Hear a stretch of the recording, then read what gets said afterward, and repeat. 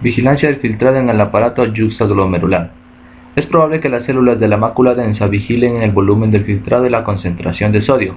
Si la concentración de sodio es inferior al umbral específico, las células de la mácula densa hacen lo siguiente. Provocan la dilatación de arteriolas glomerulares aferentes e inducen a las células yuxtaglomerulares a liberar renina a la circulación. La renina convierte el angiotensinógeno en angiotensina 1, un vasoconstrictor ligero. La enzima convertidora de angiotensina convierte la angiotensina 1 en angiotensina 2. La angiotensina 2 como vasoconstrictor potente reduce el diámetro luminal de los vasos sanguíneos y las arteriolas glomerulares eferentes, lo que incrementa la presión dentro del glomérulo, lo que produce un mayor filtrado glomerular y el aumento en el volumen de sangre. La angiotensina 2 también influye en la corteza suprarrenal para que libere aldosterona, una hormona que actúa sobre los túbulos contorneados distales para incrementar la resorción de iones sodio y cloruro. Pérdida de agua y urea del filtrado de los túbulos colectores. El filtrado que sale del túbulo contorneado distal para entrar en el túbulo colector es hipotónico. El túbulo colector también se somete a los mismos gradientes osmóticos que los extremos ascendente y descendente del asa de Henle, medida que pasa a través de la médula para llegar al área cribosa. En ausencia de ADH, las células del túbulo colector y en menor grado las del túbulo contorneado distal son por completo impermeables al agua. Por consiguiente, el filtrado o la orina no se modifican en el túbulo colector y la segunda permanece diluida, es decir, hipotónica. El filtrado se somete a los gradientes de presión osmótica establecidos por las asas de Henle. Por tanto, la orina se concentra y se convierte en hipertónica en presencia de ADH. Se cree que la acción de la hormona antidiurética depende de los receptores V2. Una vez que la ADH se une a un receptor V2, ocurre lo siguiente. Se activan las proteínas G. La ciclasa del unidelato genera AMPC cíclico. El agua de la luz del túbulo colector logra introducirse en la célula y el agua sale de la célula a través de los canales de acuaporina 3 y acuaporina 4 para ingresar al intersticio renal. La diabetes insípida nefrógena se presenta en lactantes masculinos y se debe a una malformación del receptor V2 y se manifiesta con una orina diluida, fiebre, vómito, hipernatremia y deshidratación extrema. Algunas ya hablo sin coherencia.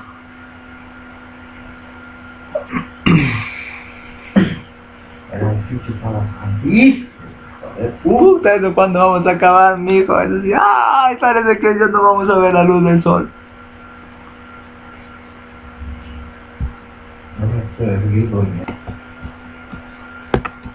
Vasos rectos y el sistema de intercambio de contracorriente.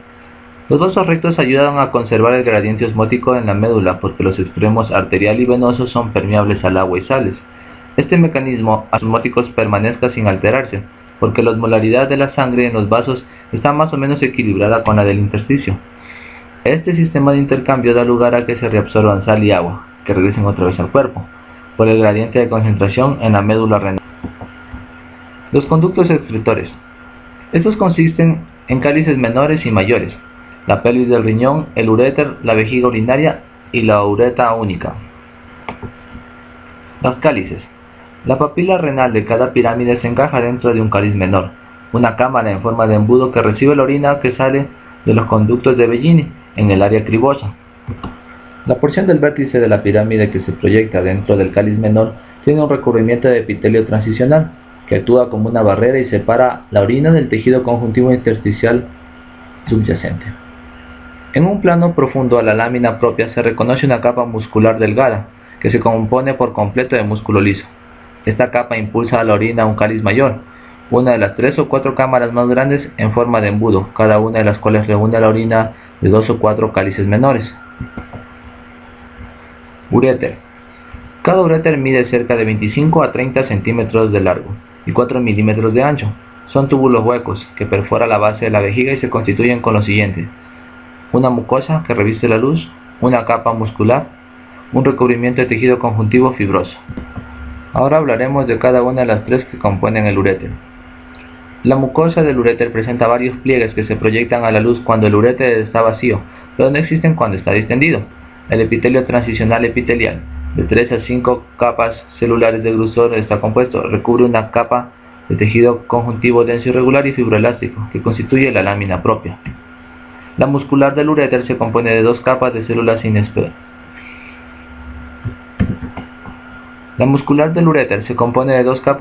inseparables. La disposición de las capas es opuesta a la que se encuentra en el tubo digestivo. Por consiguiente, la orientación de las fibras musculares en el tercio inferior del uréter es longitudinal externa, circular media y longitudinal interna. La capa externa fibrosa del uréter no es notable. En sus extremos proximal y distal se difunden la cápsula del riñón y el tejido conjuntivo de la vejiga respectivamente. La orina desciende por el uréter por la contracción muscular de la pared uretral, mas no por la gravedad como se tenía pensado antes. La vejiga urinaria es un órgano que almacena orina hasta la presión. Hasta que la presión es suficiente para inducir la urgencia de urinar o micción. Su mucosa actúa también como una barrera osmótica entre la orina y la lámina propia. La acomodación de la forma de las células ocurre por una característica única del plasmalema de las células epitelial transicional, las placas entremezcladas con células normales de la membrana, las regiones interplacas. Al parecer, las placas son impermeables al agua y las sales. Por tanto, estas células actúan como barreras osmóticas entre la orina y la lámina propia subyacente. La región triangular de la vejiga, cuyos vértices son los orificios de los dos uréteres y las uretras, se conoce como trígono. La lámina propia de la vejiga puede subdividirse en dos capas, una más superficial, de tejido conjuntivo denso, irregular y colagenoso, y una más profunda, más laxa, de tejido conjuntivo compuesta por una combinación de fibras de colágeno y elástica. La lámina propia no posee glándulas, excepto en la región que rodea el orificio uretral, donde pueden encontrarse glándulas de moco. La capa muscular de la vejiga se compone de tres capas entrelazadas de músculo liso: la capa longitudinal interna delgada, capa circular media gruesa que forma el esfínter interno muscular que rodea el orificio interno de la uretra, y la capa longitudinal externa delgada. En el siguiente gráfico podemos observar una vejiga relajada, con los pliegues mucosos que se pueden distinguir fácilmente, el trígono vesical, los uréteres y el comienzo de la uretra. La uretra comunica con el exterior a la vejiga y permite la eliminación de la orina del cuerpo. La uretra en el varón es más larga y tiene una función adicional que actúa como vía para la salida del semen. La incontinencia urinaria es la pérdida del control voluntario del esfínter externo muscular de la uretra. Afecta en especial mucho más a las mujeres y que se tienen una edad avanzada. Como ya dijimos, la uretra femenina es mucho más corta. Mide cerca de 4 a 5 centímetros de largo y de 5 a 6 milímetros de diámetro. En condiciones normales, la luz está colapsada, excepto durante la micción. Está cubierta por epitelio transicional cerca de la vejiga y por epitelio escamoso estratificado no queratinizado en la totalidad de su longitud restante. En toda la longitud de la uretra se encuentran múltiples glándulas de Litre que secretan un moco claro. En el sitio en que la uretra penetra el perineo diafragma urogenital, la rodea un esfínter de músculo esquelético que permite el control voluntario de la micción. La uretra masculina mide de 15 a 20 centímetros de largo y sus tres regiones se denominan de acuerdo a las estructuras por donde pasa. La uretra prostática, que es la más pequeña, que tiene de 3 a 4 centímetros de largo, se encuentra en la glándula próstata y en ella desembocan los múltiples conductos pequeños de la próstata, el utrículo prostático y los dos conductos eyaculadores.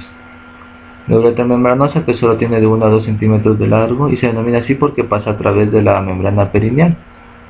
Y la uretra esponjosa o uretra peniana es la porción más larga, de 15 centímetros de largo, sigue toda la longitud del pene y termina en la punta del glande como un orificio uretral externo. Este segmento se denomina así porque se llama la uretra esponjosa o uretra peniana. Es la porción más larga, mide cerca de 15 centímetros de largo o más, sigue toda la longitud del pene y termina en la punta del glande como orificio uretral externo. Este segmento se denomina así porque se halla en el cuerpo esponjoso y la porción terminal alargada de la uretra en el glande del pene, es decir, la fosa navicular, posee un revestimiento de tejido escamoso estratificado no queratinizado. En este gráfico podemos ver las tres regiones de la uretra prostática en medio de la próstata, la uretra membranosa y la uretra cavernosa o esponjosa, que ya lo dijimos.